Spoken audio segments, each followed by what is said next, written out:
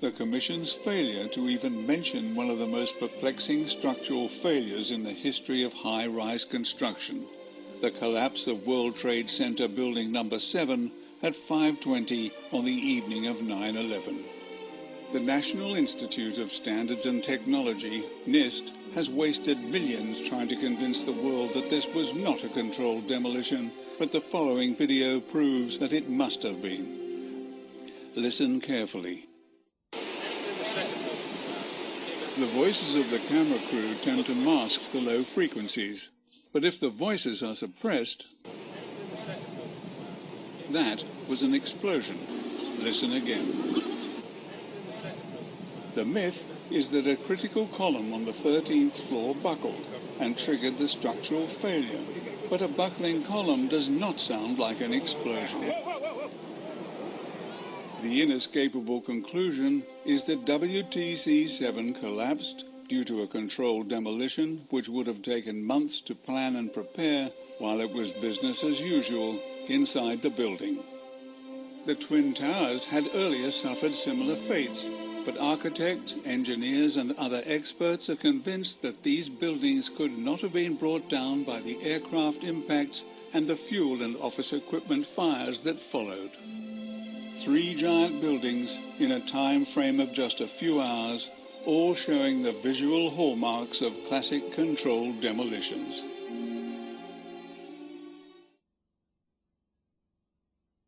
World Trade Center 7 collapsed because of fires fueled by office furnishings. It did not collapse from explosives or from fuel oil fires. The official story is a lie. It's a fraud. Architects and engineers for 9/11 Truth say critically important evidence regarding the destruction of 3 World Trade Center towers has emerged, showing preset explosives were used in the demolition of the buildings. There had to be explosives. There's no other way for the building to come down symmetrically straight down.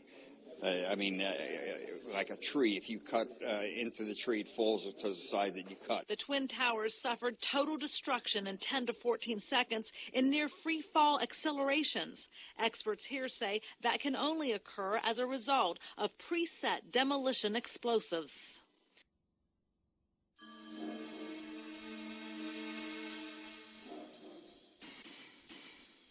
So who did benefit from 9/11? Larry Silverstein. This man became the leaseholder of the World Trade Center complex just a few weeks before 9/11. Silverstein faced the daunting task of having to remove the illegal asbestos that covered every steel beam in the Twin Towers. This job would have cost over $1 billion. When Silverstein took possession of the World Trade Center complex, he reworked the insurance policy on the complex to specifically cover terrorist attacks. After 9/11, Silverstein received $7 billion compensation from his insurers. That's a massive profit on his original $15 million investment. So when it comes to the question of who benefited from 9/11, on a scale of 0 to 10, Larry Silverstein scores 10.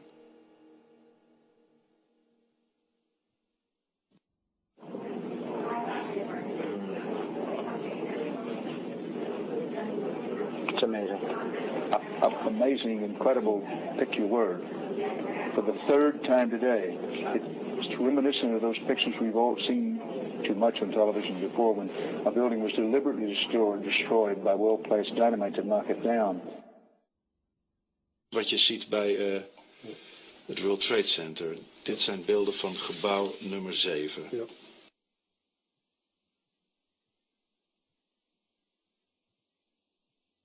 Ja. Ze hebben gewoon kolommen weggeblazen. Ze is nagesprongen. Dus dit is controlled demolition. Zeker weten? Zeker weten. Er is nagesprongen. Dit is in opdracht gebeurd. Dit heeft een team gedaan van experts. Maar dit is ook op 11 september gebeurd. Dezelfde dag? Dezelfde dag. Dezelfde dag? Weet je dat zeker? Ja.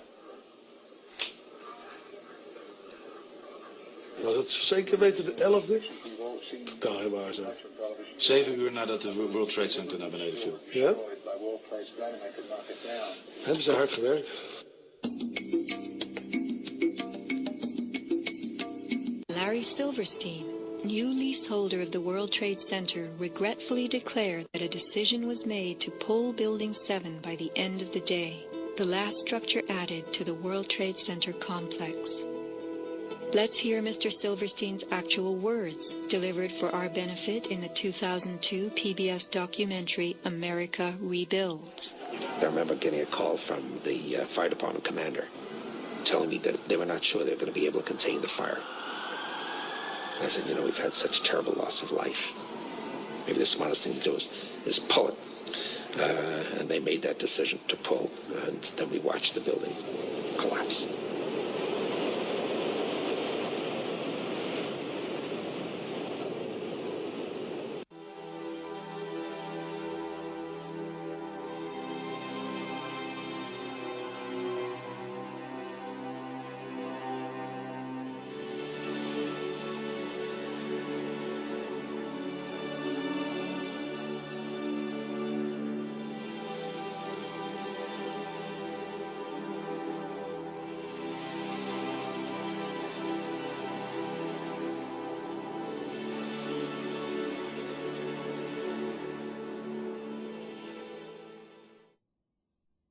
I have had long conversations over the past 2 weeks with contacts at the Army War College, at Headquarters Marine Corps, and I've made it absolutely clear in both cases that it is 100% certain that 9/11 was a Mossad operation, period.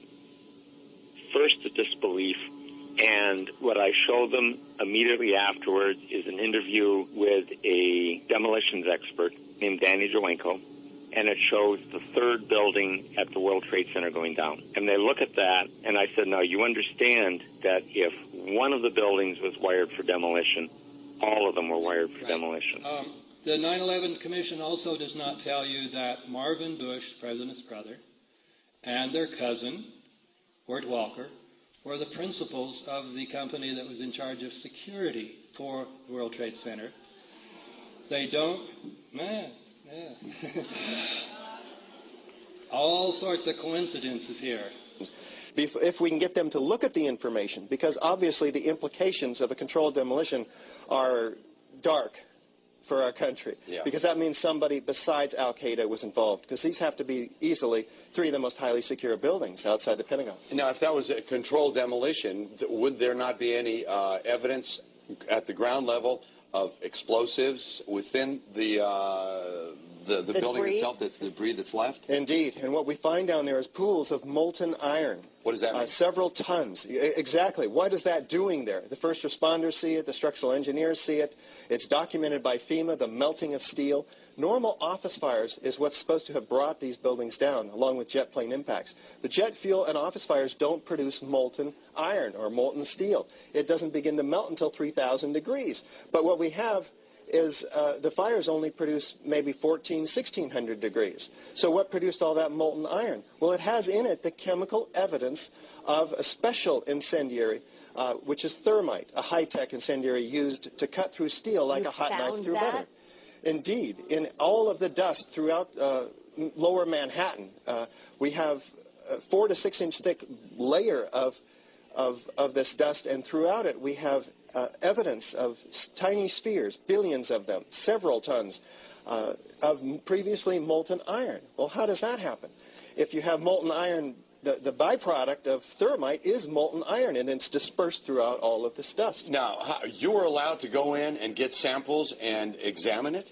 Oh, there's plenty of dust. A lot of people have this dust, and 4 of these samples have been sent to physicist Stephen Jones, formerly of Brigham Young University. And they find in it not only these spheres, with which others have found too, USGS, R.J. Lee, doing toxicological studies. These spheres have iron, aluminum, fluorine, manganese, very unusual elements associated only with thermite. And there's small chips of unignited thermite as well. This is very high-tech thermite, nanothermite. It's not found in a cave in Afghanistan.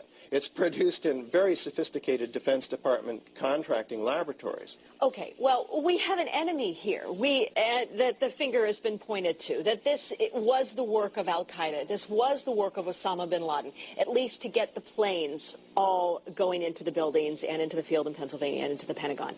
Is there no way that they then could still be the enemy that placed those in the buildings first and then did the incendiary device via a plane second? Right. Well, what you have to ask is who had access to the buildings? Did al-Qaeda have access to these highly secure buildings? Probably not. Did they have access to sophisticated nanothermite where the particles are 1,000 times smaller than a human hair? Probably not. Somebody else has to be investigated, and that's why we have 700 architects and engineers demanding a real investigation. We don't have the whole theory as to how this happened, who did it, why. We just lay out the facts like we did last night in the Veterans Memorial Auditorium, and we demand a real investigation, and they'll find out who, why, how, etc. Okay.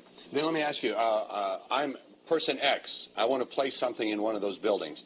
Where would I carry it? How big would it be? Is it that visible that I would be spotted by security, or could I place it in one of my tooth fillings? Yeah.